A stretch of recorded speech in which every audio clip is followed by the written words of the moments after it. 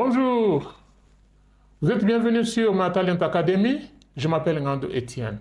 Aujourd'hui, nous allons nous aventurer dans un sujet qui pose des confusions. Il s'agit des suppléments nutritionnels. Dans cette vidéo, vous allez savoir ce que c'est qu'un supplément nutritionnel, qui doit le prendre, pourquoi et comment. Sans tarder, commençons. La polémique autour des suppléments nutritionnels est celle-ci. Il y a des gens qui disent que prendre le supplément, c'est habituer le corps à rester paresseux. Ce corps doit extraire lui-même les principes nutritifs. Les autres disent que les suppléments alimentaires sont des substances chimiques qui ont des effets négatifs sur l'organisme.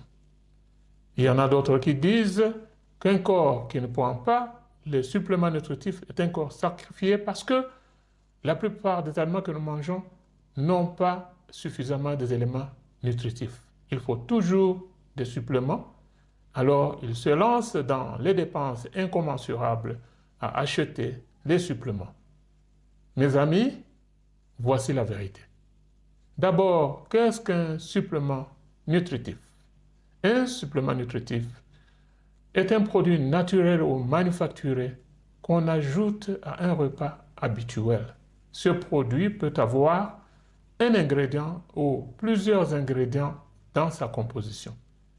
Il est sous forme de comprimé, capsule, liquide ou poudre.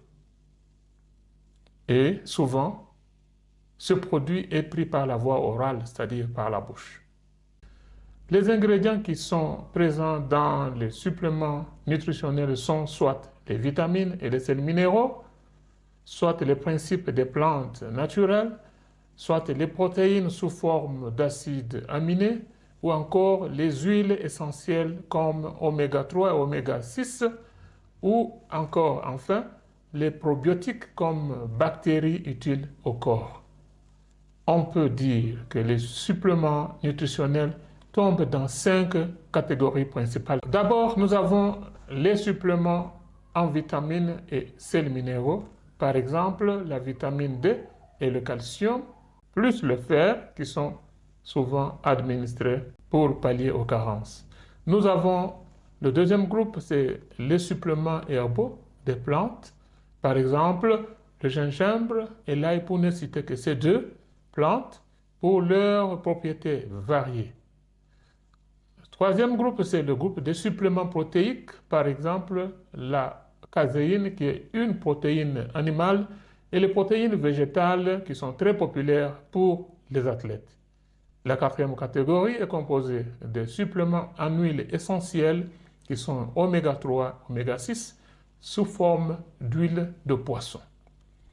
Les suppléments probiotiques sont dans la cinquième catégorie, par exemple le yogourt, les produits fermentés qui possèdent des bactéries utiles au corps, c'est-à-dire pour le tube digestif.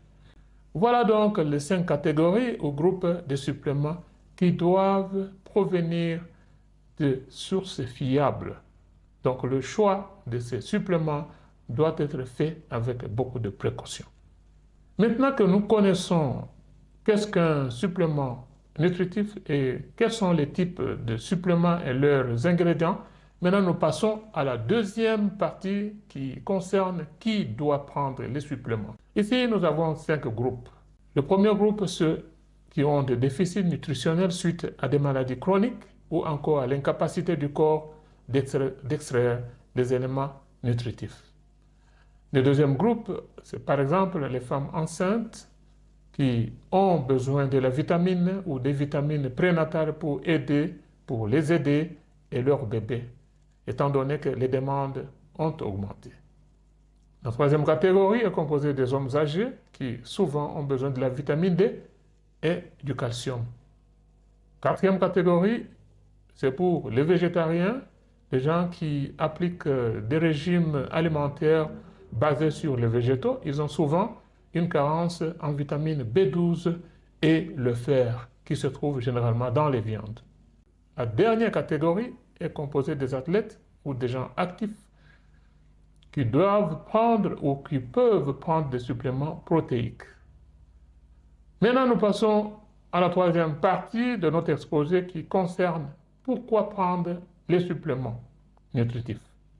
La réponse est déjà donnée dans l'exposé précédent ou bien dans la deuxième partie, mais pour expliciter, nous disons que les suppléments sont pris d'abord pour compléter les déficits alimentaires dans le cas des malades, pour supporter les conditions spécifiques de la santé, par exemple une femme enceinte, et pour maintenir l'état de santé cas d'homme âgé ou d'une personne âgée, et pour booster le corps cas des athlètes.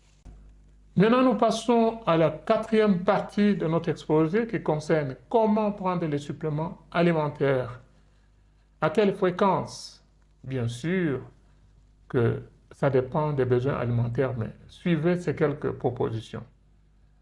La première proposition est que les multivitamines se prennent une fois par jour. La vitamine D, qui est souvent associée au calcium, se prenne également une fois par jour. Mais les protéines se prennent après l'activité. Les suppléments de plantes herbales se prennent suivant la notice sur le produit. Et les probiotiques se prennent journalièrement. En conclusion, les suppléments nutritionnels sont nécessaires pour le corps selon que vous appartenez à telle ou telle catégorie. Soit vous êtes malade, soit vous êtes une femme enceinte, soit vous êtes sportif, soit une personne âgée. Généralement, les enfants ont un organisme qui est capable de transformer l'aliment et extraire des éléments nutritifs. Toutefois, consultez votre diététicien pour savoir ce dont votre corps a besoin. Parfois, vous mangez bien apparemment avec un repas équilibré, mais votre corps présente des carences à cause de certaines raisons. Par exemple, il y a une présence diminuée en vitamines et minéraux dans les plantes cultivées sur les sols appauvris, dans les cultures intensives modernes. Nous avons aussi les aliments transformés dont les couleurs commencent à changer, qui perdent des nutriments. Le long stockage des fruits, par exemple les oranges, leur font perdre les nutriments. Certaines oranges font de 0 à 5 mois depuis la cueillette jusqu'à la consommation. Le blé, par exemple, qui est utilisé pour la fabrication du pain, perd 25 nutriments dans le processus. Seulement quelques nutriments tels que la vitamine B1, B2, B3 et acide folique sont restaurés. Soyez attentifs avec votre corps, car nous ne mangeons plus ce que nos ancêtres mangeaient. Voilà ce que j'avais préparé pour vous aujourd'hui. Si la vidéo vous a intéressé et que vous y avez appris quelque chose, nous vous demandons de vous inscrire à notre channel, de partager et d'aimer. Merci. Au revoir.